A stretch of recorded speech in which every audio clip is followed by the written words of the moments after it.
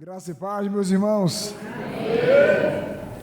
Eu quero agradecer junto com minha esposa por toda a honra e carinho que temos recebido aqui com todos.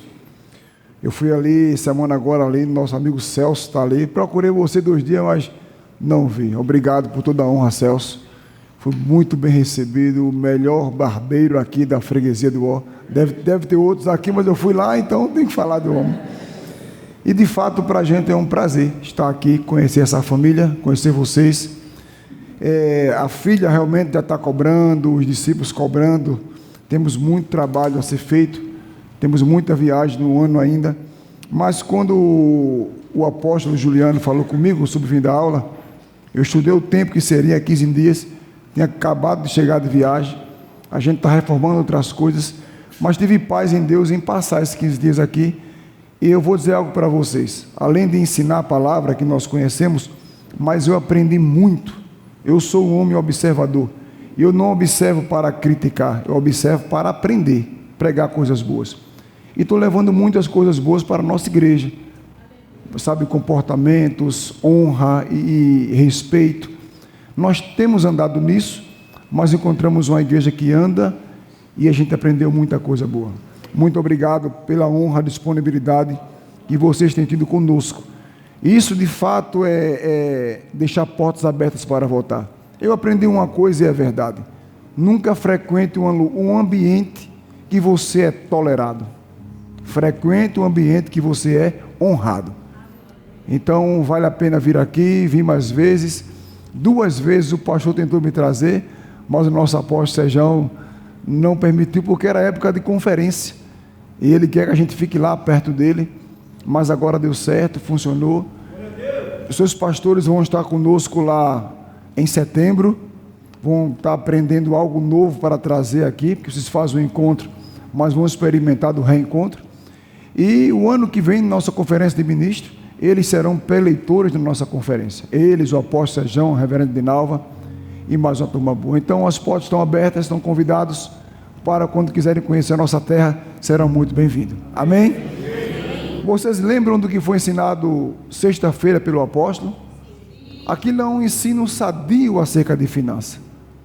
A igreja, o reino, não sobrevive sem dinheiro, porque investimento é caro, contas a pagar, aluguel.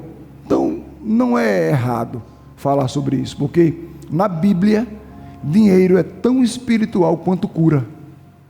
Porque se você observar, o apóstolo Paulo falou ao Timóteo que é por causa do dinheiro, do amor ao dinheiro, que muitas pessoas têm acabado sua vida. Então o dinheiro, quando ele torna-se o senhor de uma pessoa, acabou. Eu gosto quando Jesus fala sobre não servir a 2 senhores, porque se você for estudar a antiga aliança, você vai ouvir sobre Baal, Astarote, Moloque e muitos outros deuses, mas não fala de Mamon.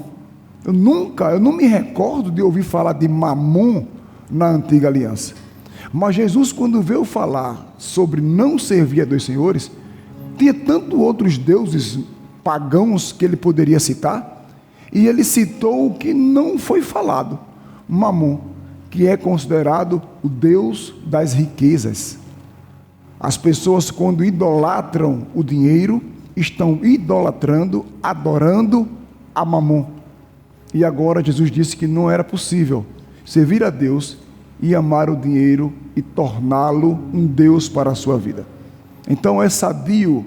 O ensinamento que foi dado sexta-feira liberta e não escraviza.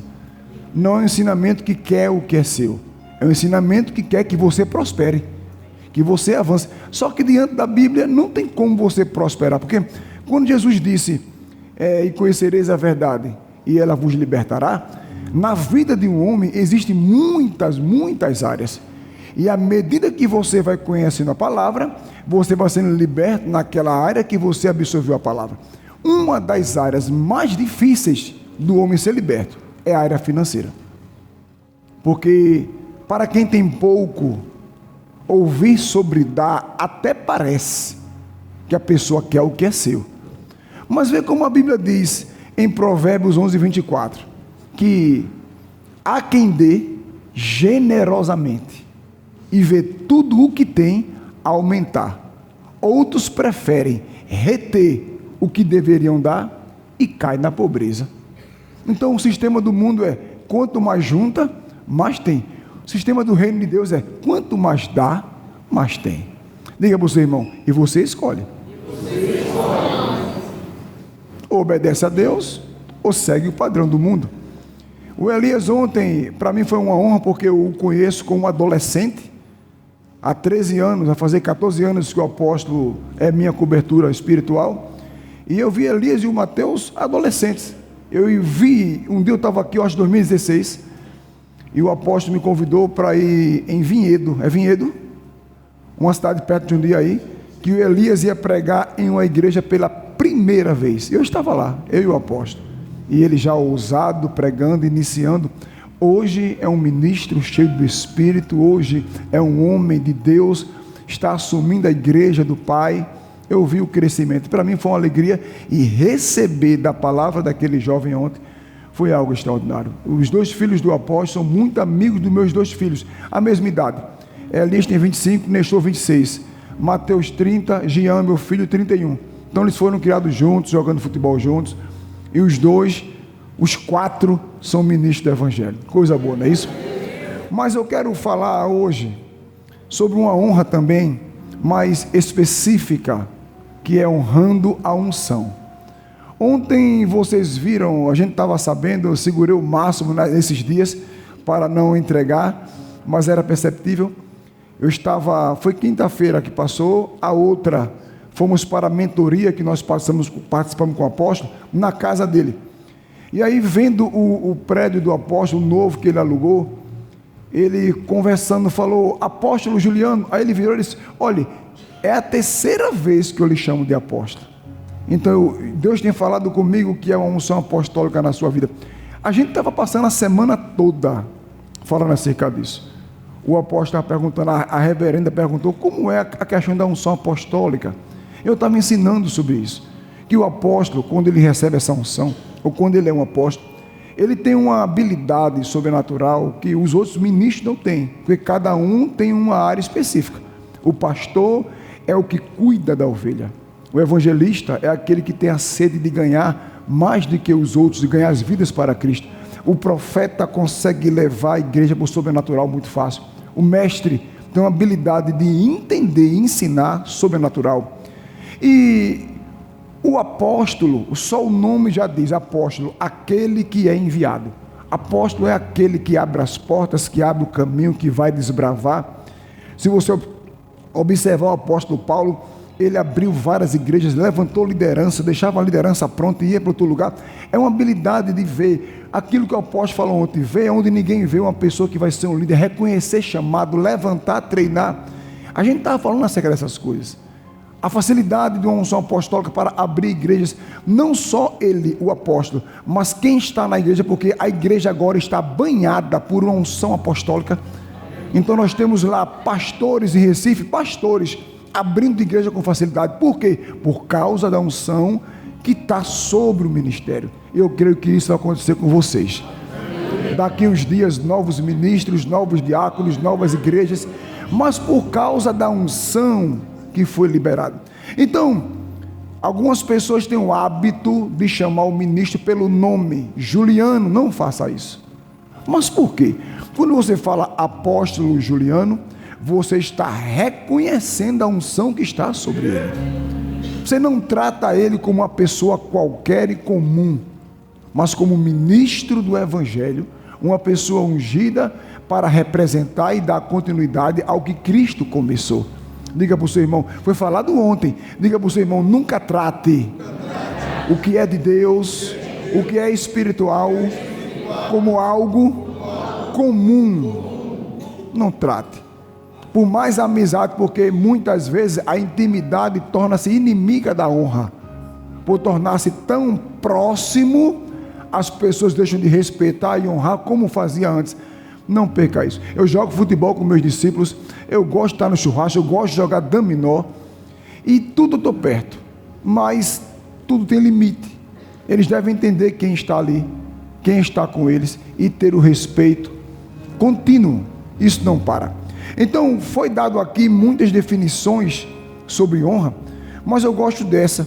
Honra é dar valor e importância a algo ou alguém, tratando com respeito, dignidade e reconhecimento por suas responsabilidades, feitos e autoridade. Então vocês devem entender que, em primeiro lugar, está aqui os cabeças.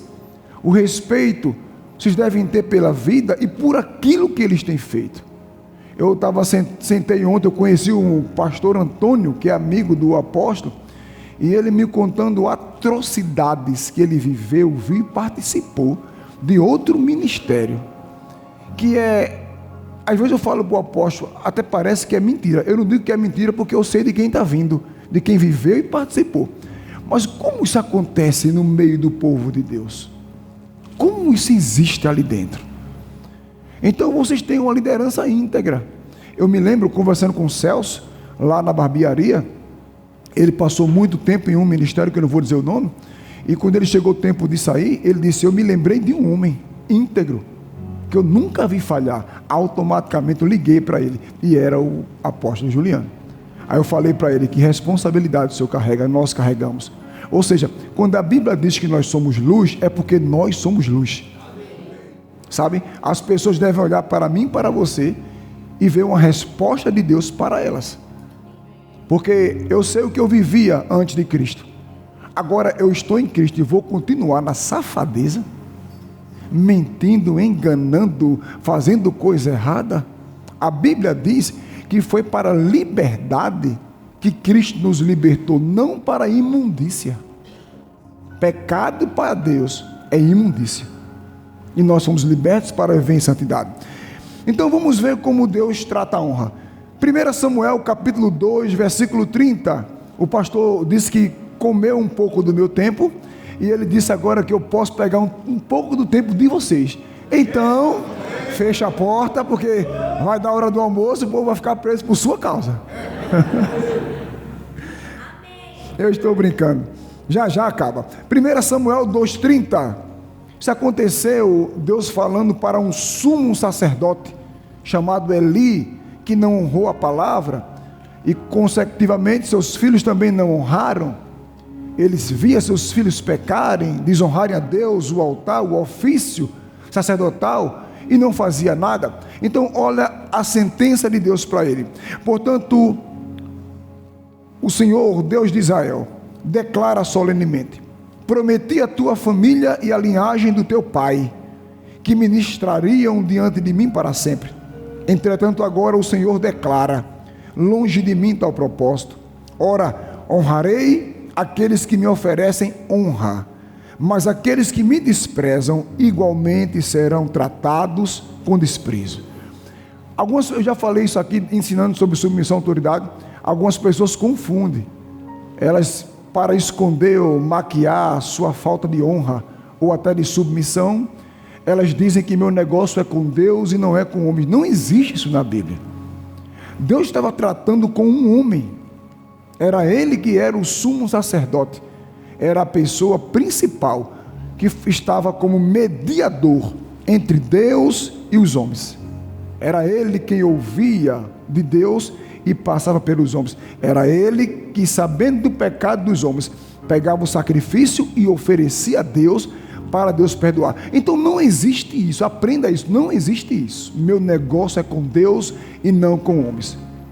E aqui, quando Deus disse que vai desonrar ou tratar com desprezo quem não anda em honra, não está ligado só a ele, como Elias ministrou ontem. Mas você desonrar quem Deus levanta é desonrar o próprio Deus. Desrespeitar quem Deus levanta é desrespeitar o próprio Deus. Eu falei na aula que muitas vezes tem um guarda fardado e agora vem uma carreta, bitrem, e aquele guarda pequenininho, vou começar a andar, viu? Pequenininho, para no meio da pista e levanta a mão e para aquela carreta e desce um homem de 2 metros de altura, olhando para aquele guarda de cima para baixo, e o guarda diz: seu documento e o documento do veículo. E agora a pessoa, gostando ou não, de cara feia ou não, tira o documento e entrega. Se tiver errado, aquele guarda desse tamanho fala: encosta aqui, está preso o seu carro e o seu documento. E a pessoa obedece. Agora vá aquele homem fazer isso sem a farda que está vestindo. O que acontece? Muitos cristãos têm andado no natural, andado na carne. E quem está na carne não reconhece unção, reconhece pessoa, reconhece Juliano, mas não reconhece apóstolo, porque o nome dele é Juliano, mas a unção que ele carrega apostólica é apóstolo. Então, apóstolo Juliano. E aí trata de forma normal. E quando desonra, Deus cumpre. Se me desonrar, será desonrado. Mas muitas vezes desonramos a Deus. Como? Desonrando quem Ele levantou. A Bíblia diz que nós temos que honrar pai e mãe. Então quem desonra o pai e a mãe, desonra quem constituiu o pai e a mãe. Então uma vida fora da palavra, uma vida fora do Espírito, uma vida na carne, vai levar a isso aí. E eu quero mostrar no final consequências de pessoas que não honraram a unção, não honraram a autoridade. Não teve uma na Bíblia, eu não conheço uma na vida cotidiana que se deu bem, que prosperou, que o casamento melhorou, que os filhos avançaram. Eu conheço uns que os filhos brigaram com ele de murro e deram no rosto dele. Eu conheço uns que não servem a Cristo por causa dos pais, que eram ministros, mas não eram exemplo.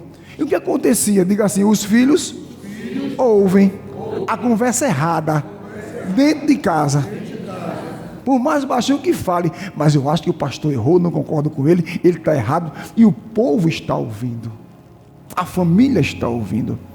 Mas se você está em casa e meus pastores são uma bênção, meu apóstolo é um homem de Deus, aquele na sua casa que não é cristão vai ter curiosidade de conhecer quem é esse homem, que meu pai e minha mãe falam tão bem. Quem é essa pessoa que eles respeitam tanto? Então, ou seja, o imã, ele tem dois lados, não é isso? Um lado ele atrai e o outro repele. Então tem muitos cristãos repelindo, expulsando, colocando para fora a sua família da igreja, porque ele não honra em casa, ele não respeita em casa. Na frente é uma bajulação, na frente é uma hipocrisia, na frente é uma mentira, mas em casa mete o pau, critica, fala nas costas. E a família está ouvindo, e Deus também, e o diabo aplaudindo. Porque quanto mais vive assim, mais se afunda, mais se distancia de Deus. Irmão, você distante de Deus é uma presa fácil para o diabo. Estão me entendendo? Sim. Então isso aqui é muito sério. Nós não podemos deixar de viver isso aqui. Olha o que Jesus falou em Mateus. Eu acho a referência aqui, eu creio. Eu coloquei o versículo, mas eu esqueci, eu acho que é Mateus 13. Quando eu falar aqui o versículo, você vai lembrar. Quem recebe um profeta por conhecê-lo como profeta, receberá a recompensa de profeta. Algumas traduções falam reconhecê-lo, outras falam honrar. Quem recebe um justo, por suas qualidades de justiça, receberá a recompensa de justo. Quem der mesmo que seja apenas um copo de água fria a um destes pequeninos, por este ser meu discípulo, com toda certeza vos afirmo que de modo algum perderá a sua recompensa. Agora, algo importante, é bom você entender qual é o seu lugar no corpo de Cristo. Jesus, ele sabe diferenciar as coisas. Observe que onde ele estava, por mais de centenas de milhares de pessoas, 12 andava com eles. Muitas vezes, observe, do ciclo de 12, muitas vezes 3 andava com eles. Do ciclo de 13, dos 13, um era o mais chegado. Era aquele que Jesus encostava a cabeça, ele encostava Jesus. Ele contava coisas para 12, apenas 3 via algumas coisas, mas no dia que o traidor estava na mesa, só um sabia. Jesus, quem é o que vai te trair? aquele que eu der o pedaço de pão molhado. Ninguém sabia, só João. Então o que é isso? Intimidade.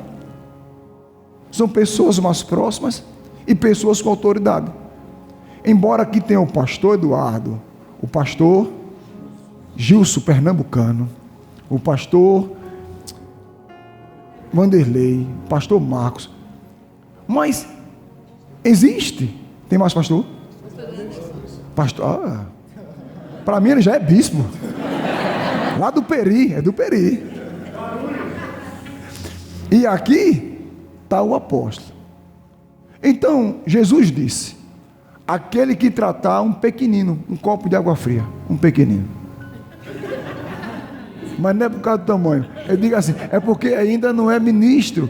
Aí, vamos botar que aqui um justo aumentou o nível, um pastor auxiliar, certo? E um profeta. 3 classes de pessoas. Você não pode tratar esse como trata esse. Nem pode tratar esse como trata esse. Existem níveis de unção e de honra. Você não trata um vereador como trata um deputado federal. Você não trata um deputado estadual como trata o presidente da república. Existem hierarquias e honra. Qual o problema às vezes do povo? Não entender isso e misturar tudo. Que nada, o pastor é igual a mim, não é. O pastor é igual a mim, não é. O pastor é uma pessoa aonde Jesus disse que muitos são chamados, mas poucos serão escolhidos. E isso não é para a salvação, porque em 1 Timóteo 2,3 diz que a vontade de Deus é que todos sejam salvos. Então isso é para o ministério. Muitos são chamados para a salvação, mas para o serviço ministerial poucos são chamados.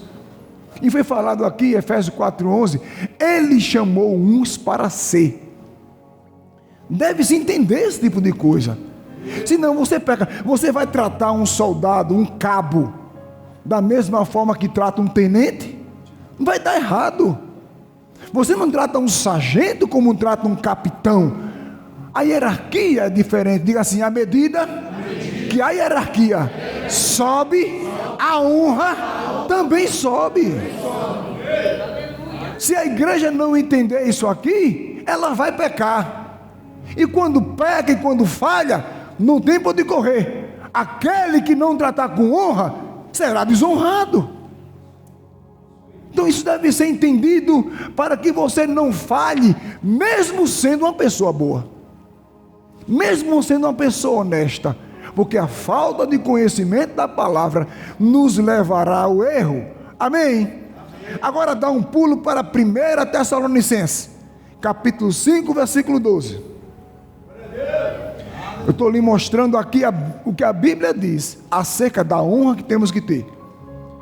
1 Tessalonicenses, capítulo 5, versículo 12, diz assim: caros irmãos, agora vos suplicamos que dediqueis toda a consideração para os que se esforçam no ministério, os quais vos lideram e aconselham no Senhor. Observe que esse Senhor aí está aqui, está com S maiúsculo.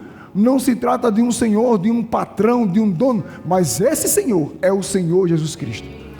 Então, esses que lideram, aconselham no Senhor.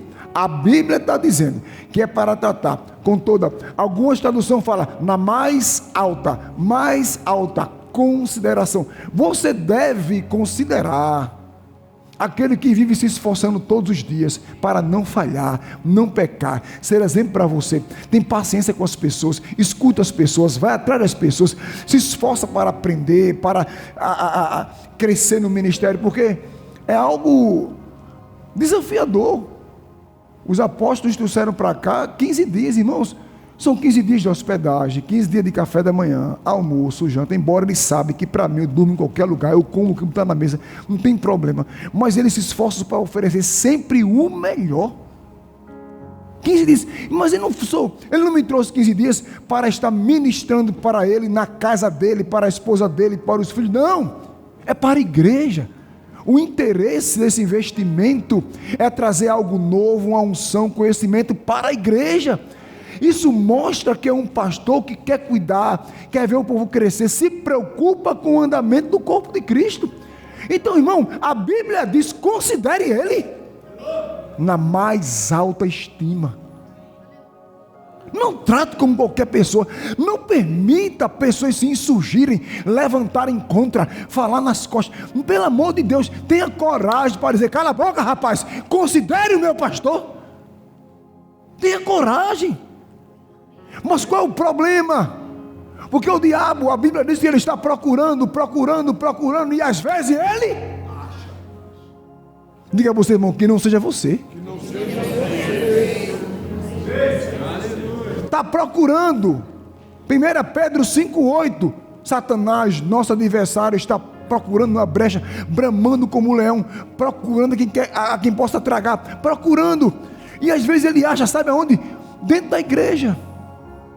Agora é muito fácil essa contaminação se instalar, porque a minha esposa fala algo e é verdade: os fracos se atraem, os carnais se atraem, assim como o espiritual se atrai.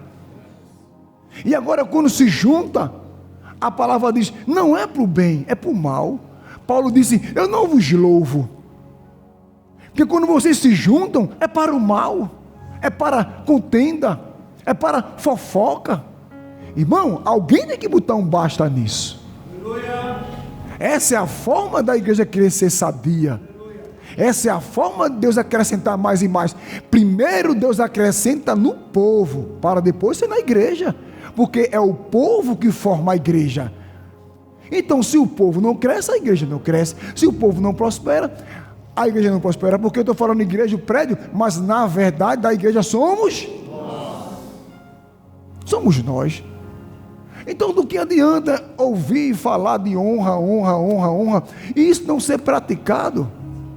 Começando por sua liderança, com a liderança da igreja, os diáconos. Eu sou muito invocado com quem se levanta contra um diácono. Vou falar pela nossa igreja. Hoje, 7 da manhã, o corpo diaconal estava lá. Hoje foi dia de mutirão. Lavar a igreja, limpar a cadeira, limpar a janela, a porta, e tem muito vidro lá. Limpar banheiro, sala de criança, tudo, mutirão. São eles que fazem. Para quando chegar a noite, na nossa igreja, assim que a pessoa entra, os pastores viram isso, tem um corpo diaconal sorridente, bem vestido, recepcionando, e o povo de cara feia maltrata, não quer dar a paz, quer reclamar, não quer obedecer. Se eu souber, se eu ver, eu digo lá de cima: ô fulano de tal, eu digo o nome. Por que você está desonrando o corpo diaconal? Eles merecem honra e respeito. Vieram aqui pela manhã, limparam a igreja, limparam o banheiro, organizaram, já vieram orar de 7 da manhã, voltaram para orar de 5 da tarde por sua vida, e ele é maltratado por você. Aqui não. Diga para você, irmão, aqui não. Eu digo no microfone, e digo, se eu souber, eu digo o nome da pessoa. Ela pode ir embora para outra igreja, mas vai com a lição: nunca mais ela pratica em canto nenhum. Temos que entender. Que desrespeito é esse? Que desonra é essa? Porque, irmãos, a nossa vida como ministro é estar ouvindo e vendo o povo cair, se levantar, falhar e tal. Vai eu ou o Senhor, vocês falhar. Eu sei que terá aqueles, mas a quantidade de pedra constrói um edifício. Sem falhar já leva. Mas o povo esquece. Agora é engraçado. Para falhas, erros, porque ele é pastor. E por que não para honra? Só se conhece o pastor quando ele falha, para distinguir que ele era acima. E por que não faz isso todos os dias para honrar a vida dele? Estão me entendendo? Amém. Isso pode ativar as bênçãos na sua vida ou travar. Diga para o seu irmão: é você quem escolhe. É você quem escolhe.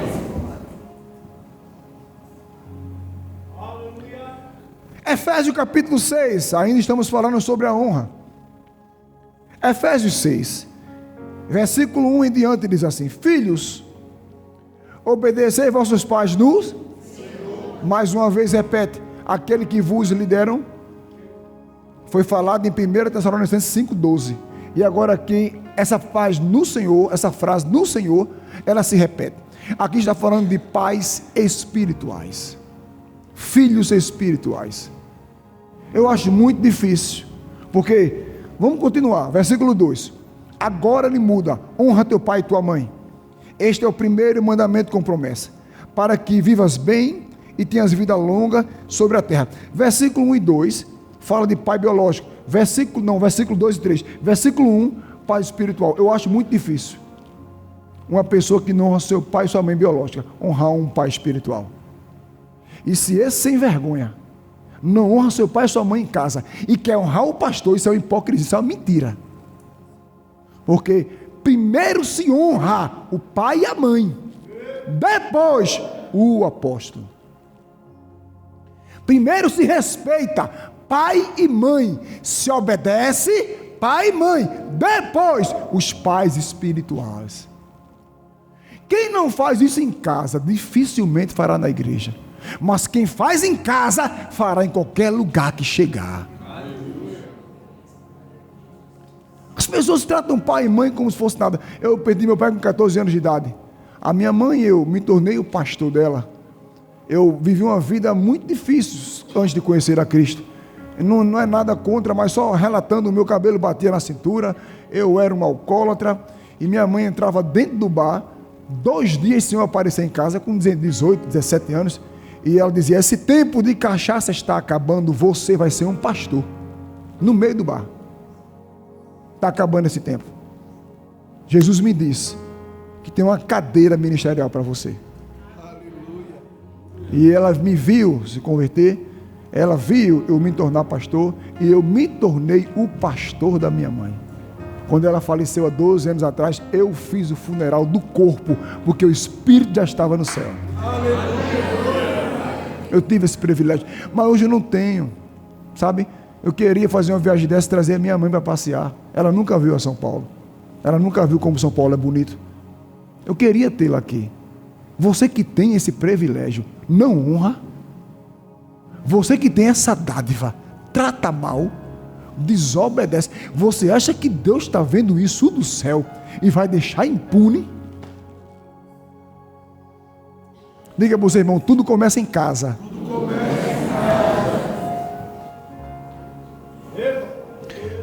Agora que falamos dessas honras, vamos ver a consequência. Existem muitas na Bíblia, mas eu separei algumas, tanto para quem honrou, como para aquele que desonrou. Vamos começar com a honra. Abram em Êxodo capítulo 17. Êxodo capítulo 17. Versículo 8 em diante diz assim: E aconteceu que os amalequitas vieram atacar os filhos de Israel em Rafidim. Então Moisés ordenou a Josué, guarda esse nome, diga Josué. Só até aí. Escolhe homens e amanhã sai para combater contra Amaleque. Observe que o líder Moisés deu a missão ao seu filho na fé, a Josué, mas lhe deu uma responsabilidade. Escolha você, escolha os homens e vá combater. E era guerra, era com espada, lança. Eu me posicionarei no alto da colina com o cajado de Deus em minhas mãos.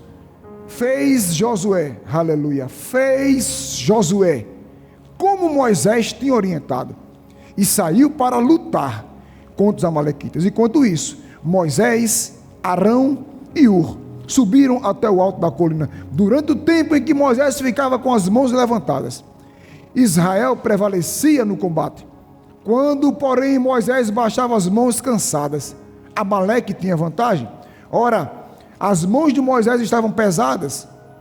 Tomando uma pedra, puseram debaixo dele, para que nela pudesse assentar-se. Arão e Hur mantiveram erguidas as mãos de Moisés, um de cada lado. Assim suas mãos permaneceram firmes até o pôr do sol. E Josué pôs em fuga Amaleque e seu povo ao fio da espada. Então o Senhor ordenou a Moisés: escreve isto para memorial em livro e declara a Josué. Deus não se esqueceu da obediência, da valentia, da garra, dele colocar sua vida em risco para defender, lutar em prol do seu povo e do seu líder. Agora, Deus poderia mandar dizer a Ur ou Arão, que tiveram um papel importante, passaram todo o tempo segurando os braços do seu líder, mas Deus declara a Josué que hei de extinguir a memória dos amalequitas debaixo do céu. Então Deus agora começa a observar Josué, sua fidelidade. Agora, deixa eu te mostrar outra feitura desse moço. Êxodo capítulo 33, ainda falando sobre ele. Êxodo 33, versículo 11, diz assim: então o Senhor falava com Moisés face a face, como quem conversa com seu amigo. Depois Moisés retornava ao acampamento. Contudo, o jovem Josué, que servia a Moisés, algumas traduções falam como seu escravo, não se ausentava de dentro da tenda. Deixa eu explicar isso aqui. Isso aconteceu após o bezerro de ouro, a idolatria. Digamos que aqui é o arraial dos israelitas, e no meio do arraial das tendas ficava a tenda do Senhor, o tabernáculo ficava no meio. Depois do pecado, quando eles adoraram o bezerro de ouro, Deus manda tirar a tenda do meio e colocar fora, distante do arraial. Então, deu-se o nome a tenda da congregação. Agora o povo ficava lá e a tenda aqui. A Bíblia diz que Moisés saía do meio da tenda, ia até do meio do povo, ia até o tabernáculo. E quando Moisés chegava lá, que adorava o Senhor, a glória do Senhor descia. O povo, cada um na porta da sua tenda, se prostrava o rosto ao chão. Moisés ouvia Deus, e a palavra diz, e Deus falava face a face com ele. Moisés voltava para sua casa, para sua tenda, mas o moço Josué permanecia lá. Josué cresceu, amadureceu, vendo Deus falar com o seu líder. Josué cresceu, amadureceu, vendo a obediência e a fidelidade do seu líder. Ele anulou a sua vida, juventude, prazeres, passear, para ficar todo o tempo aqui. O prazer dele era estar aqui. Diga para o seu irmão, o prazer dele era estar, faça assim, aqui. É aquele tipo de gente que quer vir no culto uma vez no mês. Acabe com isso. Seu prazer deve estar aqui. Aqui. Porque essa palavra que eu estou pregando hoje, você não ouve em casa. A palavra de ontem não ouve em casa, nem tampouco a de sexta. Mas se veio sexta, sábado e hoje, pegou 3 palavras abençoadas. Então Josué vivia aqui dentro, anulou a sua vida para servir a sua liderança, para honrar a liderança, vendo Deus falar, vendo os feitos, vendo a glória, vendo Moisés a cada dia se desenvolver como a liderança. Isso resultou em quê? Vamos ver. Eu não vou pedir para pôr aqui, mas Josué capítulo 1, versículo 1, a palavra diz que Deus manda ele levantar-se, porque Moisés estava morto, e a promessa foi, assim como eu fui com Moisés, serei contigo. Ninguém vai te resistir todos os dias da tua vida. Ser forte e corajoso para praticares a minha palavra. E agora Deus dá instruções valiosas. Mas preste bem atenção, a Bíblia não detalha o tempo do capítulo 1 para o capítulo 3. Não tem. E quando Deus disse a Josué, levanta, isso não quer dizer que ele estava sentado ou deitado. Esse levanta era moralmente. Ele estava cabisbaixo, porque ele viu um povo rebelde apedrejar o maior líder que existiu na antiga aliança. Cuspir na cara, desobedecer, falar mal nas costas. E agora, quando Moisés morre, o povo rejeita Josué. O povo não queria ele. E agora Deus dá instrução e manda. Então, passou-se do capítulo 1 ao capítulo 3. Ninguém sabe quanto tempo. E Deus poderia já mostrar a ele no mesmo dia que estava com ele. Põe aqui, filho, Josué 3:7. Então falou o Senhor a Josué: hoje Olha, isso não é o capítulo 1, é o capítulo 3. Hoje começarei a exaltar-te diante dos olhos de todo o povo de Israel, para que reconheçam que assim como estive com Moisés, estarei contigo. Ou seja, eu não sei quanto tempo passou, e Deus ficou observando, o povo rejeitando, o povo falava mal, não queria obedecer, e ele permanecendo. Isso chama-se resiliência, suportando, indo para frente, guiando o povo, e Deus observando. Chegou um tempo, diga para o teu irmão, chega um tempo. Eu creio que para esse ministério, para esse casal e para essa igreja, o tempo já chegou. Chega um tempo que Deus fala, chegou o tempo de te exaltar. Foi aqui. O povo não botava fé nele, mas ele era fiel, ele era obediente, ele era honroso, ele honrou sua liderança, ele era um homem de honra, anulou a sua vida para obedecer a Deus, ao seu líder. E Deus falou, pronto, agora eu vi que você não vai desistir, não retrocede, chegou o tempo. A Bíblia diz que ele vai. Quando ele chega diante, mais na frente do Rio Jordão, o rio se abre. Aí o povo diz, assim como Deus esteve com Moisés, Deus está. Aí o povo botou fé nele. Aí, foi aí. Diga, antes não acreditava, não obedecia e não estava com ele. Mas em obediência a Deus, é você que eu quero, Josué, porque eu vi como você se comportava com o seu líder, eu vi a honra que você deu a ele. Porque quando Moisés estava ali no Monte Sinai, pegando as tábuas da lei, o povo lá embaixo se prostituindo, 40 dias, 40 noites, Deus falou, Moisés desce, teu povo está adorando Deus. Quando Moisés desce, quem está no meio sentadinho? Josué. Diga, ele não saía de perto do seu líder. Irmão, a unção que você precisa vem de Deus, mas está aqui. Por que eu saio lá de Pernambuco para estar perto do apóstolo? Porque eu reconheço a unção que ele carrega. E agora não vem um só. Eu já vim com 10, vim com 12, o ano passado 19, esse ano já tem 30. E o que é isso? A minha influência. Se eu falasse mal do meu líder, você acha que o povo queria estar aqui? Vem porque eu falo bem.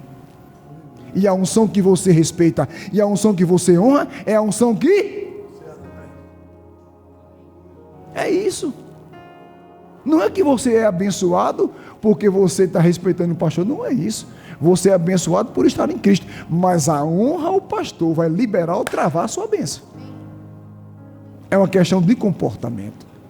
E Josué foi exaltado, tornou-se biblicamente o maior estrategista de guerra.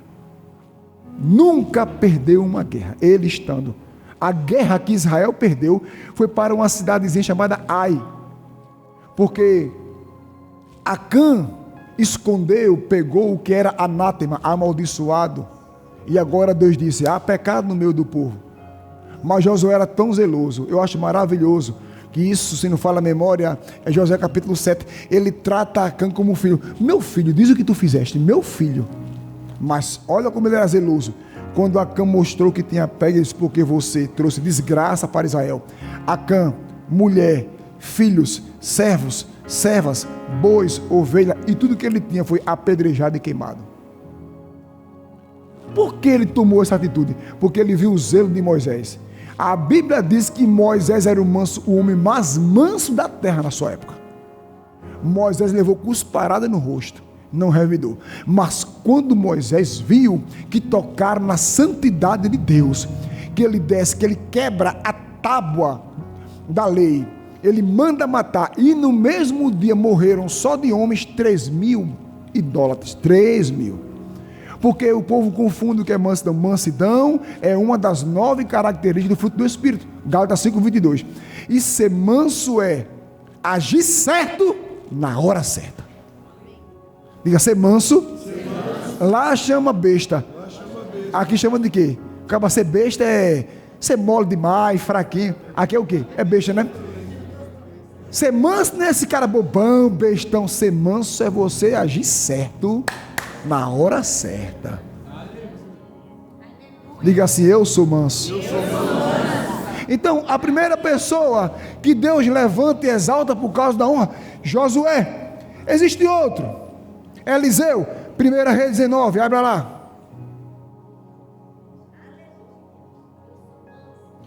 1 Reis 19, diga amém, bispo. Amém, é manso, amém. A minha era um siri na lata. Essa aqui, rapaz, me desculpe o linguajar baixo. A gente não era cristão, sabe?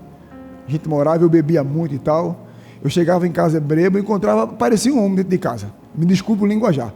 Eu dizia, rapaz, tu não casasse com um viado, não casasse com um homem. Porque se eu vacilar, ela dá uma pisa em mim. Deus mudou mesmo, braba. Nunca toquei num fio de cabelo dela. Amém. Mas sabe o que eu já fiz muitas vezes para ela parar? Se você não continuar, eu vou quebrar seus dentes. Diante de Deus, eu disse isso. Cheio de demônio, mas eu disse isso. Não é o se fazer, mas eu não conhecia Jesus, mas eu nunca toquei, porque era agressiva. Diga para você, irmão, a mulher não foi criada para isso. Não foi criada para isso. Paulo, quando fala sobre a mulher em 1 Pedro capítulo 3, diz que ela deve ter um espírito gentil e manso. A mulher bruto é o homem, a mulher é feminina, ela é gentil. Esse negócio de mulher está errado, irmão.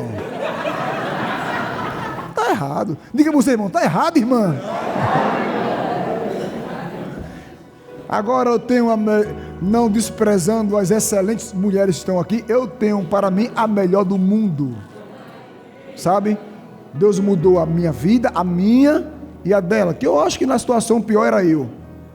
O pior era eu. Chegar em casa embriagado, sair de 8 da manhã, chegar de meia-noite bêbado e querer que a mulher esteja sorrindo também é querer demais. Aí ela também não era muito sábia, aí pronto, aí o negócio dava errado. Agora estamos vivendo em uma paz eterna. São 32 anos de relacionamento. Se o diabo não acabou no início, agora ele não acaba de jeito nenhum. Mas diga assim, mas mansa, irmã. Mansa, irmã, mansa.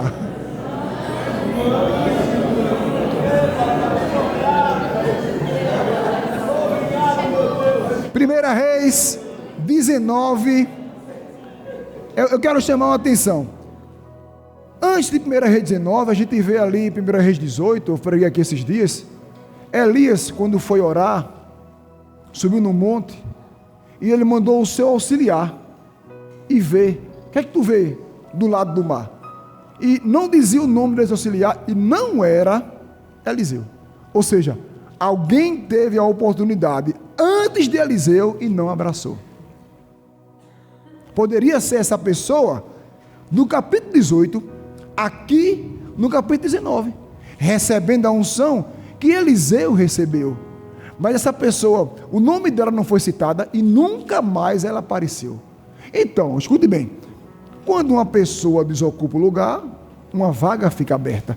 Aí aqui, em 1 Reis 19, versículo 19, diz assim: Elias partiu rapidamente dali e encontrou Eliseu, filho de Zafate, que arava com 12 jumentas de bois adiante dele, e ele estava com a 12ª. Elias aproximou-se de Eliseu e lançou sua capa sobre ele. Então, deixando os bois, Eliseu correu até Elias e rogou: deixa-me abraçar e dar um beijo de despedida em meu pai e minha mãe, então te seguirei. Elias lhe respondeu: vai e volta depressa, lembra-te do que fiz contigo. E Eliseu voltou, apanhou a sua parelha de bois e os matou, queimou o equipamento de arar para cozinhar a carne e a servir ao povo. E eles todos comeram. Depois partiu com Elias, tornando-se seu assistente e aprendiz. Assistente. Você sabia que o nome discípulo significa aluno receptivo ao ensino? Discípulo não escolhe o que quer aprender. Discípulo não escolhe como quer andar. Ele é um aluno que está aberto a ser ensinado. Por isso que quem é discípulo de Jesus está aberto a receber tudo que vem dele. Então aqui ele tornou seu assistente. Em algumas traduções fala escravo, serviçal e aprendiz. Eu acho maravilhoso, eu falei aqui um dia desse, quando ele quebra, queima tudo, o carro, mata os bois, ou seja, ele queimou a possibilidade de retroceder. Mateus 9:62, aquele que põe a mão no arado e olha para as coisas que deixou para trás, não é apto para o reino. Então, aqui, Eliseu acabou a sua vida, anulou a sua vida, anulou o que fazia, largou os pais e seguiu para ser fiel a um homem. De acordo com a Bíblia, eles se conheceram aqui, mas ele viu a unção e honrou a unção. Essa é a diferença, irmão. Vocês estão vendo a unção. Honrar é diferente. Quem honra quer estar perto, quem honra quer servir, quem honra quer ajudar, quem honra quer aprender. Meu líder chegou onde chegou, porque ele tem uma vida e uma experiência. Eu quero aprender o que ele tem, eu quero ver, eu quero receber disso. Só estando perto, ninguém recebe da unção longe. Então, Eliseu anulou a sua vida e foi agora servir. Deu um pulinho para o 2 Reis, capítulo 2, versículo 12. Na verdade, deixe só aberto aí, porque aqui é o fim do relacionamento de Elias e Eliseu. Essa passagem é quando ele vai ser levado ao céu. Mas houve muitas situações os dois juntos. E eu gosto de quando Elias, antes disso, pergunta a Eliseu: olha, eu estou perto de ser tomado. O que queres que eu te faça antes que eu vá? Foi o que o apóstolo falou ontem, ou foi Elias. O que Eliseu falou foi: eu quero a unção dobrada que há sobre você. A resposta de Elias foi: dura coisa pediste. Se me vires no dia que eu for tomado, tu vai receber. Então, eu não me lembro se foi 3 ou 4 ocasiões que Elias falava assim: Eliseu, fica aqui, que eu vou até tal cidade, até os filhos dos profetas. E ele dizia: tão certo como vive o Senhor, que eu não me aparto da tua presença. Ou seja, eu não sei se era um teste de Elias, mas ele falou: se você vê, quando eu for tomado. Então mais na frente, eles foram: Eliseu, agora fica aqui, porque eu tenho que ir a tal cidade. E a resposta é: tão certo como vive o Senhor, que eu não vou sair de perto do Senhor. 3 ou foi 4 vezes.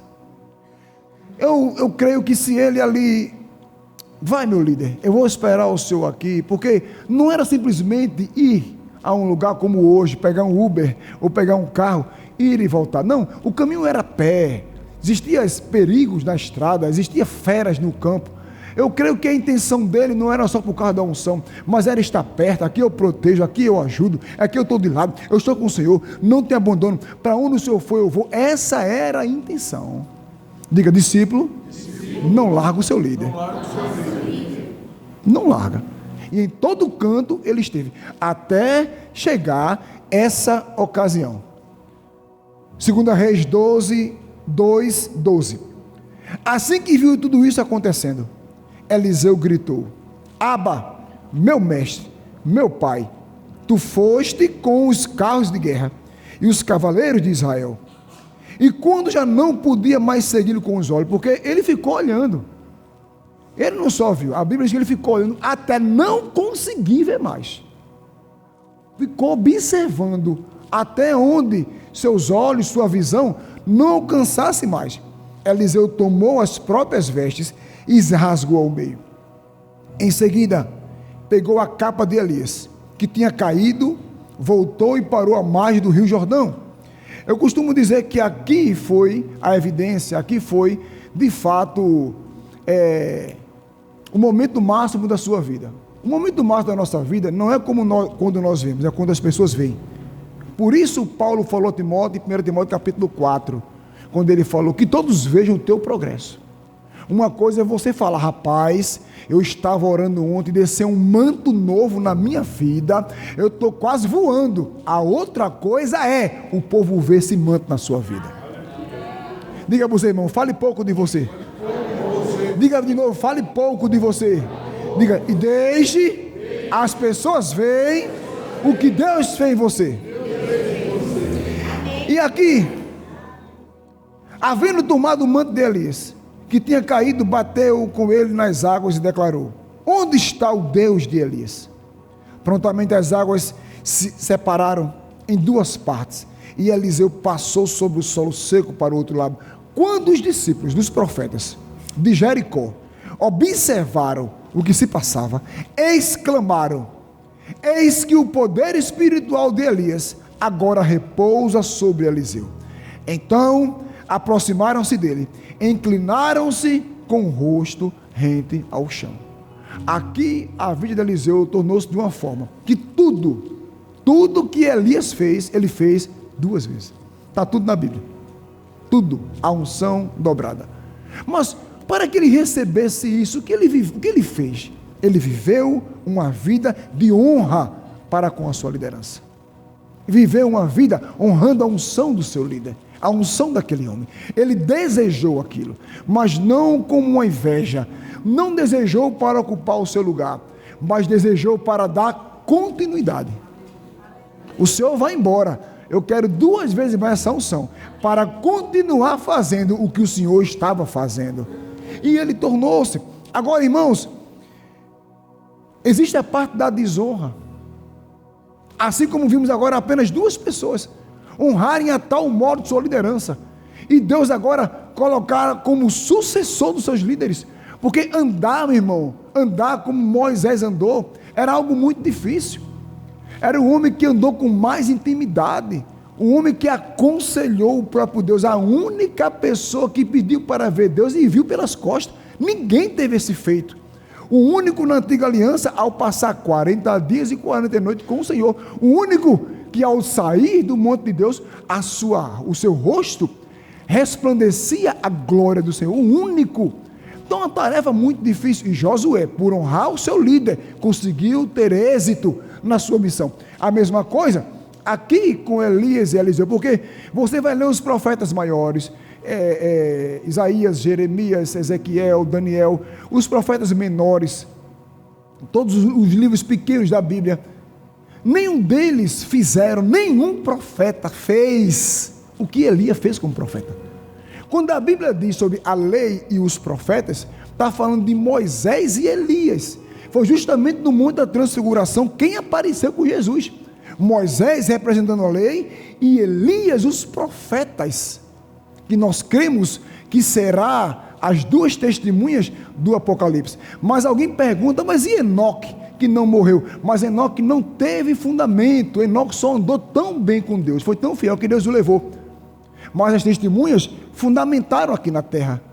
Moisés representa a lei, mas ele não morreu? Claro que não. Por quê? Porque se no Monte da Transfiguração Moisés aparecesse como morto, seria espiritismo, e a Bíblia condena o espiritismo. Não morreu. Deus não pode dar ênfase ao que ele condenou.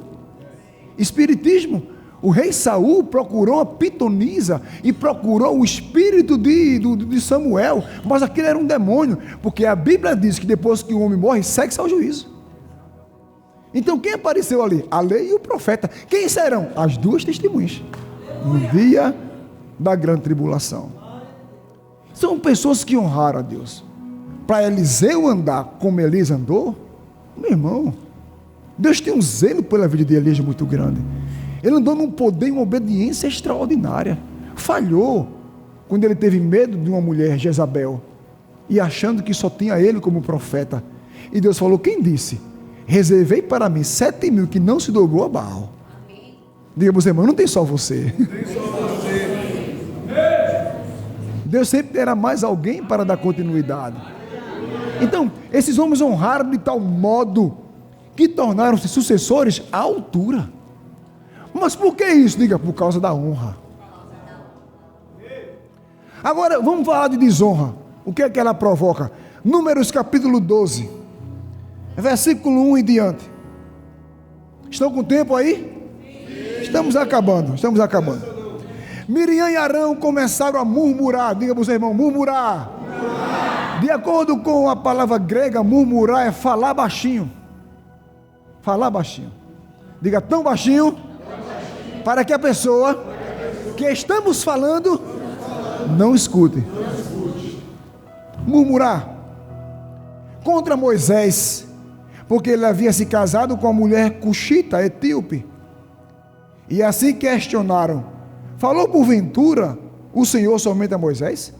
Não falou igualmente a nós? O que é que fala o resto do versículo? Toda igreja. Toda igreja.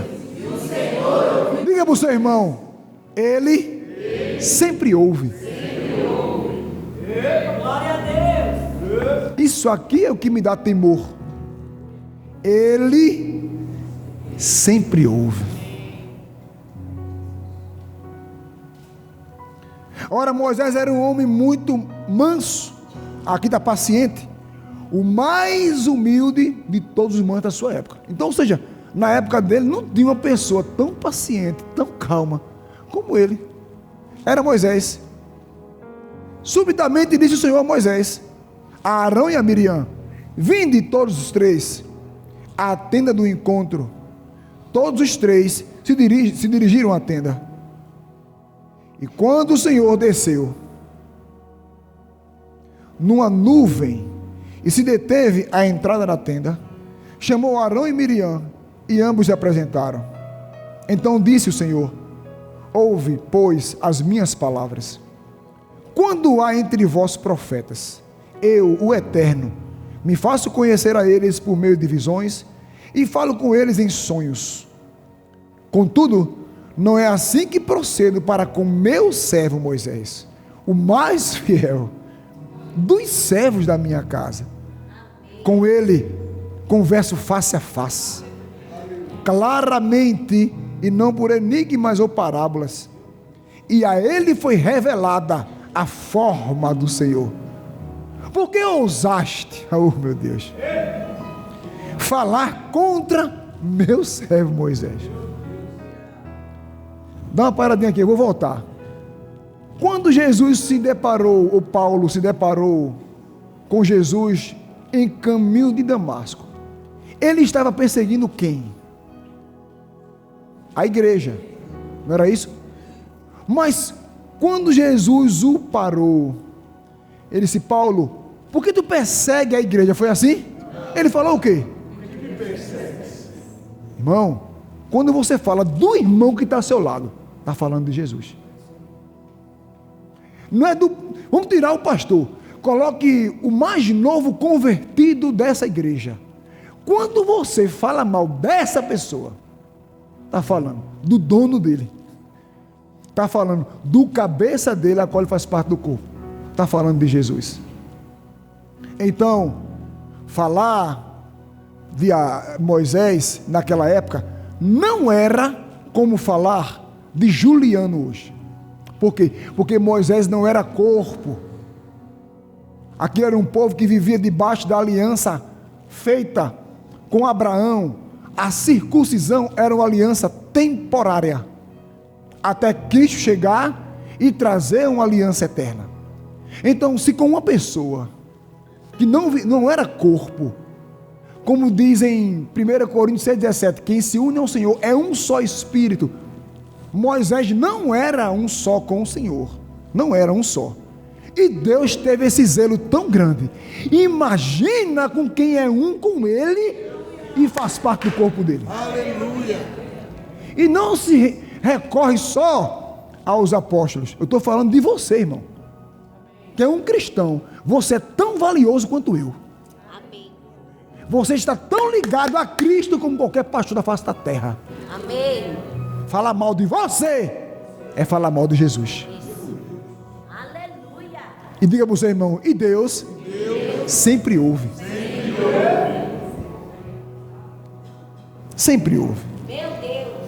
Então, versículo 9: a ira do Senhor se inflamou contra eles e os deixou. Deus se inflamou, se irou e saiu. Diga, não disse nada. Versículo 10: quando a nuvem se afastou da tenda, Miriam estava com o corpo tomado por uma terrível doença da pele. Sua aparência era esbranquiçada como a neve.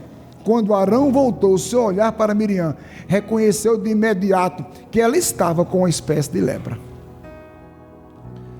Se você for ler do versículo 11 em diante, você vai ver que Moisés vai interceder por ela. É o que o seu líder vai por você, mesmo quando nós sabemos que pessoas se levantam contra nós. A nossa obrigação é orar pelas pessoas. E aí, eu não me recordo bem o decorrer, mas eu me lembro de uma passagem que Deus falou assim, nos versículos da frente, falou para Moisés: se um pai cospe no rosto do filho, o que acontece com ele? Era na lei, fica 7 dias fora da cidade. Deus, então, ela ficará 7 dias fora da cidade, como leprosa. Depois de 7 dias, ela ficará curada. O que Deus estava querendo dizer? Ela cuspiu no meu rosto, quando ela falou mal de você. Meu Deus, isso é muito sério, irmão. Tem muito crente com a vida desgraçada, porque não tem cuidado da sua língua. Acha que pode falar o que acha que quer. Não pode, irmão. O apóstolo falou ontem aqui que o Senhor, Elias falou ontem, que Jesus é o nosso Senhor. Ele deve mandar até e exclusivamente na nossa língua. Porque é dela que procede o quê? A saída da vida e da morte. A saída. É bom honrar com palavras, mas não só na frente, por trás também. Cuidado com o tipo de conversa que há na sua casa. Deus não pode se agradar dela. E se Deus não se agradar, porque hoje tudo é espiritual, a gente não vê pessoas, sabe, que anda dessa forma com lepra no corpo, mas no espírito, doente por dentro. Porque aquele que se levanta contra uma liderança espiritual, ele está doente espiritualmente, ele não está bem. Olha, vai engrossar o caldo aqui. A última passagem que eu vou ler é o que Judas fala, mas eu vou falar mais uma pessoa aqui ainda, sabe? Deixa eu ver mais uma pessoa aqui. 2 Reis capítulo 5. 2 Reis 5. Vamos falar do sucessor de Eliseu. Eliseu sucedeu Elias. Geazi era o próximo na cadeia da sucessão. Como é que ele se comportou como seu líder? 2 Reis 5. Vamos pegar do versículo 24. Agora, só para te explicar essa mensagem, essa passagem, foi aquela que Naamã, o grande general sírio, foi curado de lepra. Você lembra que ele ofereceu muitas coisas a Eliseu? Ouro, prata, vestes, servos. E Eliseu falou que não queria nada, não foi? Ok. 2 Reis 5, 24 diz assim: assim que Geazi chegou à colina onde Eliseu morava, tomou as sacolas das mãos dos servos de Naamã e as guardou em casa. Ordenou que os servos retornassem e eles partiram. Em seguida, entrou e apresentou-se ao seu senhor Eliseu. E este lhe indagou: de onde vem Geazi? Para mim, essa é uma das passagens mais fortes da Bíblia. De onde vem Geazi? Ao que replicou: teu servo não foi a parte alguma. Diga assim: mentiroso. Versículo 26. No entanto, Eliseu lhe afirmou: porventura não fui contigo em espírito? Uau. Em outra tradução fala assim: por exemplo, por acaso meu coração não foi com o teu? Não fui contigo em espírito quando aquele homem voltou do seu carro ao teu encontro? Certamente este não era o momento para receberes prata e roupa, tampouco para cobiçares olivais. Olha quanta coisa: olivais, vinhas, ovelhas, bois, servos e servas. Por esse motivo, a lepra, a enfermidade que assolava a pele de Naamã, atingirá a tua pessoa e todos os teus descendentes para sempre. Assim Geazi saiu da presença de Eliseu já leproso, e o seu corpo parecia coberto de neve. Você não acha algo muito semelhante? Que o que aconteceu com a rebeldia, com a desonra que Miriam teve com o seu líder Moisés, a mesma doença com Geazi, que desonrou o seu líder Eliseu. Parece que a lepra é uma doença que procura pessoas desonrosas, principalmente que se levanta contra o seu líder. Agora, por quê? Preste bem atenção. Naquela época que a lepra ficava exposta, hoje a hanseníase, lepra, tem tratamento, mas naquela época não tinha. Vocês sabem que o povo que era diagnosticado com lepra, ele tinha que viver fora da sociedade. Havia aldeias, e alguém que era curado, por exemplo, eu acho que é Lucas 10, quando Jesus ia passando e 10 leprosos gritaram do outro lado: Senhor, tem misericórdia de nós, nos cura. Cristo falou: vai e te apresenta ao sacerdote. O que significa? Uma pessoa que era leprosa, ao receber uma cura, ela tinha que ser examinada. O sacerdote ia olhar as mãos, a orelha, nariz direitinho, está curado, era reintegrado à sociedade. Então observe que esses homens que se levantaram, desonraram sua liderança, Deus os tirou do meio do povo. O que isso quer dizer? E quando pessoas se levantam contra a autoridade, eu não sei, o Senhor não sabe, eles não sabem, mas Deus sabe. Deus se encarrega de tirar do meio do seu povo, porque Deus sabe que ele está leproso. Diga assim: a lepra é contagiosa. Esse tipo de desonra vai contagiar outras pessoas. Para o estrago não ser grande na igreja que não é sua e não é minha, mas dele, ele mesmo tira. Amém. Por isso não podemos nos preocupar. Senhor, alguém está falando, não podemos pensar nessas coisas. Eu não posso apelar para a adivinhação, eu tenho que amar. Amém, apóstolo? Nós temos que amar. Mas quem se encarrega de tratar, tirar, cortar, expulsar é o próprio Deus. Porque nós fazemos parte do corpo, mas o cabeça do corpo é Cristo. Amém. Temos que entender essas coisas. Temos que entender e viver isso aqui. Infelizmente, pessoas, eu estou dizendo nas igrejas do mundo inteiro, e me perdoe, se aqui tem eu não sei, se na minha tem eu não sei, mas porque nós só olhamos o exterior, o graça e paz, o abraço, o beijo, mas o coração pode estar apodrecido. Dentro do coração do discípulo que beija e abraça, pode haver inveja, pode haver uma mágoa, pode haver uma revolta, pode haver uma tristeza contra a sua liderança. A gente não consegue ver, assim como Samuel não viu, e ele achou que Eliabe seria o rei de Israel, e Deus falou: eu já o rejeitei, porque você só vê o exterior, mas eu conheço o coração. Cuide do seu coração, irmão. Vou te dar um conselho que eu dou à minha igreja: não está dando na família Amor e Graça, procure outra, um local que você possa honrar e submeter a sua liderança. Mas está aqui ou em qualquer outra, falando mal, criticando, murmurando, vai gerar lepra. Estão me entendendo? Sim. Isso é muito sério. Isso pode paralisar uma linda carreira no Evangelho. Isso pode paralisar um ministério frutífero e grandioso. Temos que pensar. Agora, chegou uma passagem que eu temo. Não vou nem falar quanto versículo fala, que eu digo que falta 1, falta 5 aqui, aí dá errado, né, Davi? Davi se ligou, sério, foi Davi? Judas capítulo 1. Eu gostaria que vocês em casa, é uma tarefa de casa, digamos que hoje é aula, é uma tarefa de casa, medite nessa passagem em casa. Judas, irmãos, mas pastor, porque eu não gosto de ler muito, Judas só tem um capítulo, é um, não é ler muito, é só um capítulo. Capítulo 1, versículo 5 em diante, vamos ler um pouquinho aqui agora, tem muita coisa. Quero, portanto, recordar-vos, embora já estejais bem informados sobre tudo isso, que o Senhor libertou um povo do Egito, contudo mais tarde destruiu todos os que não creram. Lembra?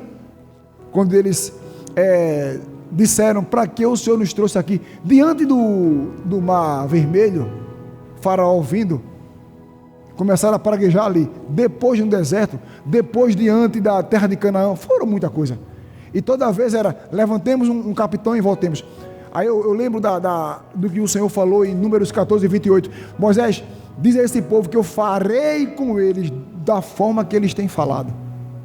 Os de 20 anos para cima morreram no deserto, 20 para baixo entrou na terra prometida. É isso aqui que ele está relembrando, Judas. E quanto aos anjos que não guardaram sua autoridade e santidade originais, mas abandonaram seu próprio domicílio. Ele os tem mantido em trevas, presos com correntes eternas, para o julgamento do grande dia.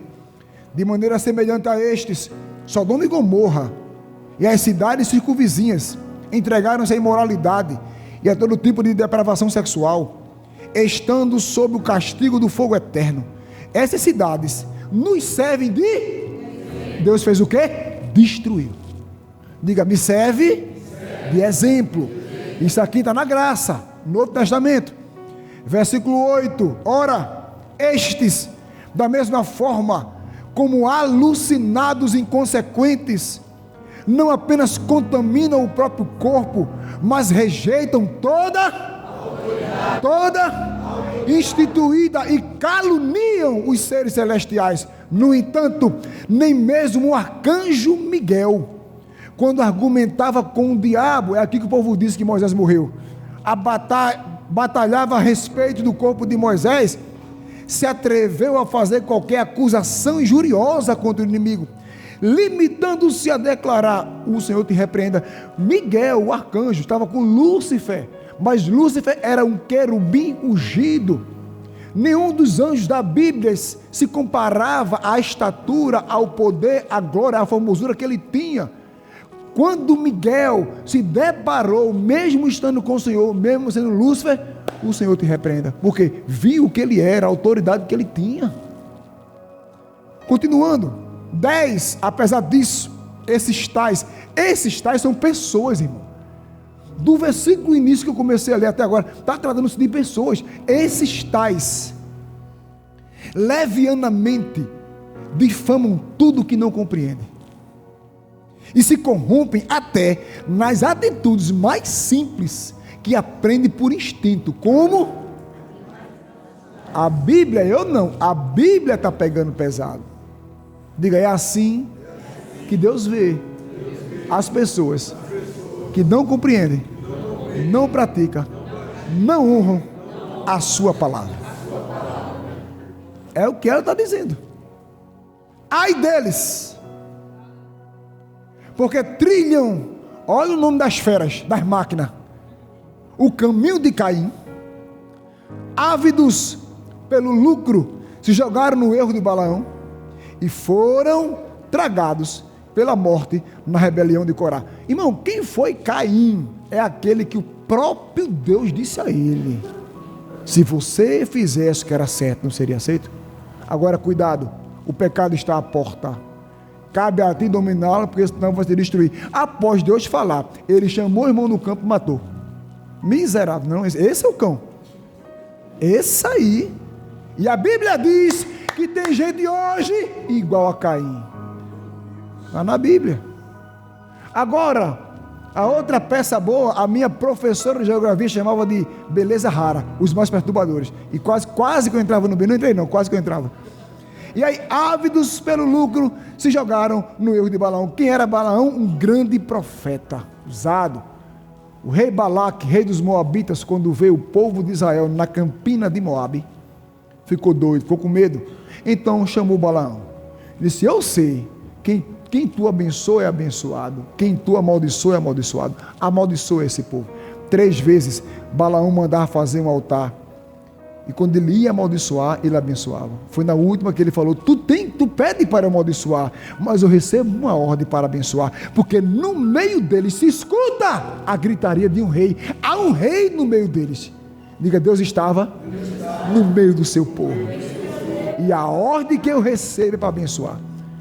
Mas porque ele só poderia ganhar o prometido, o lucro, se ele amaldiçoasse. Então, para não ir para casa sem o dinheiro, mas tem uma forma de você pegar esse povo. Eles não podem, os homens deles não podem se deitar com outras mulheres, tem que ser do povo dele. As tuas mulheres são as mais bonitas da terra. Oferece a eles, eles vão se prostituir e eles vão pecar, Deus vai se afastar dele. Dito e feito. Mas quando Abraão pega o seu lucro e chega em casa, Balaão é morto à espada. Consequência, por sua desonra, porque ele deu esse caminho, Ele sabia quem era Deus, sabia como o povo errar. Então tudo isso ele fez por causa do dinheiro. Diga para o seu irmão, dinheiro não é tudo.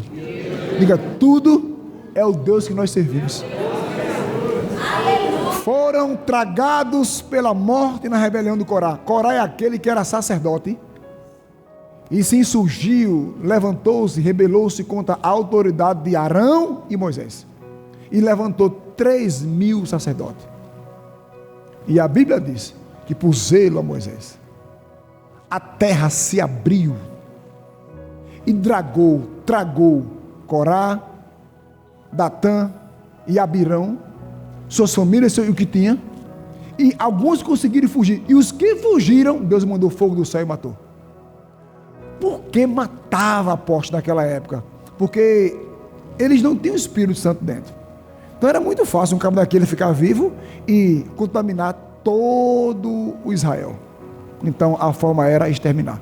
Naquela época a morte era física, hoje a morte é espiritual. As pessoas se levantam, são rebeldes, eles morrem espiritualmente. E aí a consequência da morte espiritual é a terceira morte, que é o inferno, lago de fogo e enxofre. Versículo 12. Essas pessoas participam das nossas reuniões, está na Bíblia, e celebrações fraternais, banqueteando-se conosco ou convosco, sem o menor pudor, agem como pastores que a si mesmos se apacentam. Ele não escuta o que o pastor fala, a liderança fala, não, eu sei o que eu faço, é o pastor de si. Diga, não existe isso.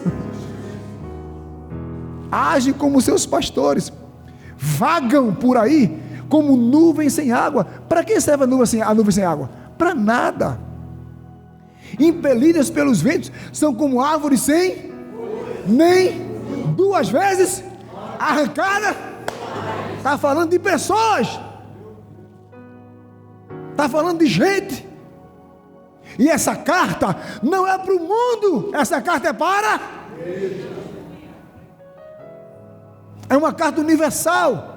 Porque 1 Pedro, 2 Pedro, 1 Timóteo não, Judas, são cartas universal. A de Timóteo foi destinada a Timóteo, Tito para Tito, Gálatas era destinada, mas Judas, 1 e 2 Pedro, 1 de 1 até 3 João, cartas universais. Essas cartas rodavam todas as igrejas, alertando, ensinando, cuidado com esse tipo de gente e não entre nessa vida.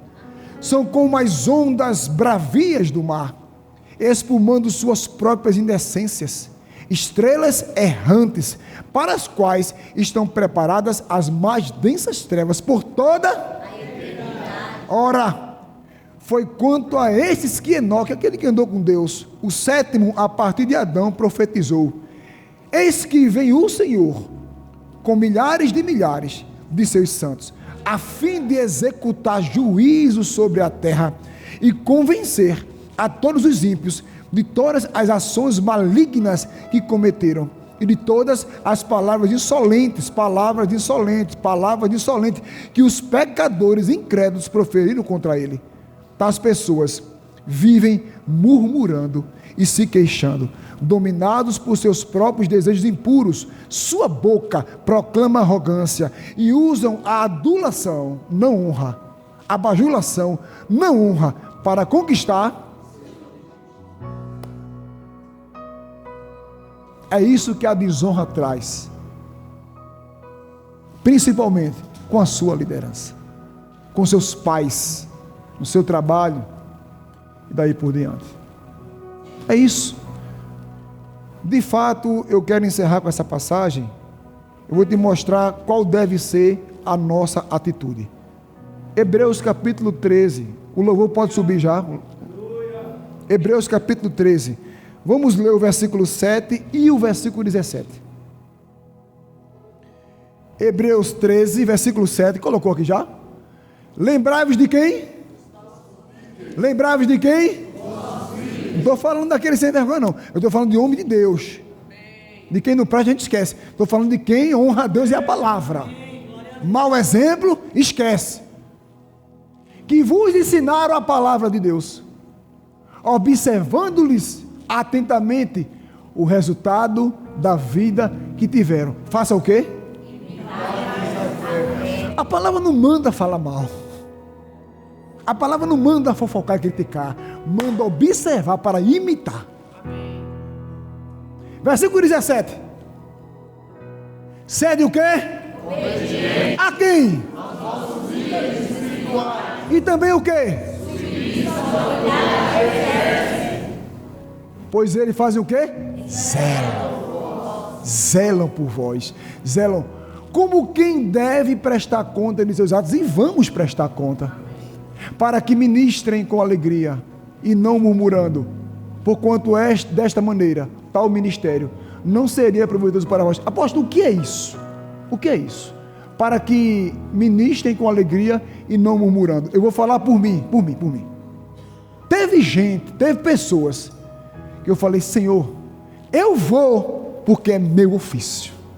Porque era gente tão ruim, pastor, tão desonrosa, falava mal pelas costas, tudo criticava, nunca aplaudia, só falava mal. E precisava, porque vão precisar. Eu dizia, eu vou, Senhor, eu vou. Isso aí murmurando, eu vou, Senhor, porque o Senhor está mandando, viu? E por mim, nem na frente da casa eu passava. E outra, eu não só falei isso para Deus, eu falei para a pessoa. Com você, eu venho assim, olha, porque Deus está mandando, viu? Porque tu não merece nem que eu passe na tua porta. Por que, apóstolo? Porque tu é fofoqueira, tu fala mal, tu fala nas costas. Aí comecei a contar os fatos, porque aprende uma coisa, viu? Começa a se falar no banheiro, começa a se falar na Brasilândia, mas vai chegar no pastor. Vai chegar. Porque tudo que está encoberto vai ser o quê? Revelado. Vai chegar. Por isso, cuidado, para não passar vergonha, para de fofocar. Que vai chegar. E quando chegar, tem que agir, viu? E não é com a mão na cabeça não, viu? É para agir. Porque se o mal não for cortado, vai prejudicar. E eu corto. Como? Meu filho, já que você não me honra, já que você fala isso de mim, não, você vai procurar outra igreja. Eu vou até indicar, tem um ali, um aqui, e desapareça. Não me honra, não me respeita, vai fazer o que aqui? Oxe, atrapalhar? Vai nada. Atrapalhar vai não. Estão me entendendo? Diga para o seu irmão, não dá aqui? Não dá. Procura outra. Mas cala a tua boca e vai-te embora. É o que a Bíblia ensina. Mas por que o senhor faz isso, apóstolo? Para aquela pessoa não se prejudicar. Porque enquanto ela me desonra, ela se afasta de Deus. Não é melhor ela procurar um ambiente que ela possa respeitar, concordar com tudo e viver em paz? Meu irmão, o povo não é meu. Eu vou querer manter só para ter número? Eu não quero número, eu quero qualidade. Eu quero quem tenha prazer estar comigo. Quem me respeite, quem me abrace de forma sincera, quem ore pela minha vida. Mas quem fala mal de mim pelas costas, sem motivo, para que eu quero perto de mim? Aí vai ser egoísmo do pastor. Meu negócio é a igreja cheia. Não. Meu negócio é a igreja cheia, mas de pessoas que me respeitam, que honram, que me amam, que quer meu bem, que ora pela minha vida. Aí eu quero. Se não é assim, procure outro, irmão. Honre outra pessoa. Tem muita igreja, outro ministério. Mas o problema é que a Bíblia diz, e nós lemos, é que eles são seus pastores. Por onde passar, não vai concordar. Até que arranque esse demônio da sua vida, chamado insubmissão, desonra, que é um espírito maligno. Ou você acha que aquele povo morreu porque Deus queria matar? Era um demônio de olhos para aquilo. Então, irmãos, se eu não cuidar da minha vida, do meu coração, quem vai cuidar? Esse tipo de gente passará em 1, 2, 3, 4, 5, 10. Vai, até no catimbó ele cria problema. Lá o diabo tira daqui, devolve para os crentes. Aqui não.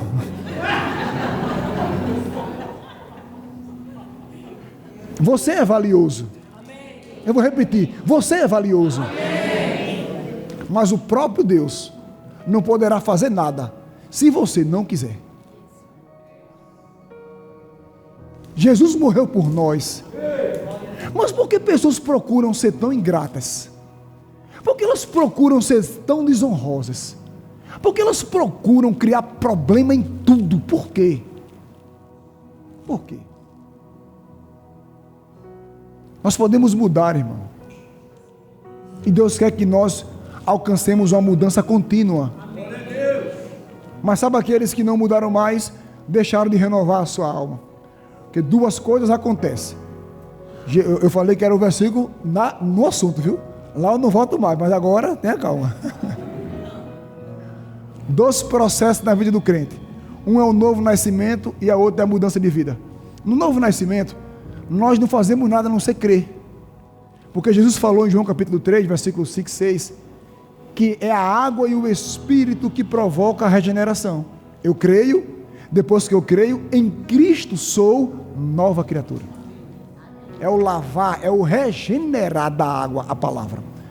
Mas depois de nascer de novo, tem outro processo, mudança, aí não é Deus. É a oração do crente. Deus, muda a minha vida. E Deus, tenha vergonha, eu luto tanto para tu mudar. Todo dia o pastor pega uma palavra abençoada e tu não quer mudar? Deus respeita a sua vontade, irmão. A roupa que eu botei hoje não foi porque o Espírito me guiou. Vai pensar camisa, é porque eu escolhi. Embora eu tive paz de Deus em vir passar 15 dias aqui, mas eu quis vir. Se eu não quisesse, Deus não me obrigava. Eu quis estar aqui. Então, você é produto da sua vontade. Você é o que você quer ser. Então, se você quiser melhorar, você consegue. Agora, como é que a palavra diz isso? Romanos 12, 2. Não se moldando no padrão do mundo, mas se transformando. Não é Deus te transformando, é você se transformando. Como? Renovando a sua alma. Amém? Que Deus te abençoe. Fique de pé.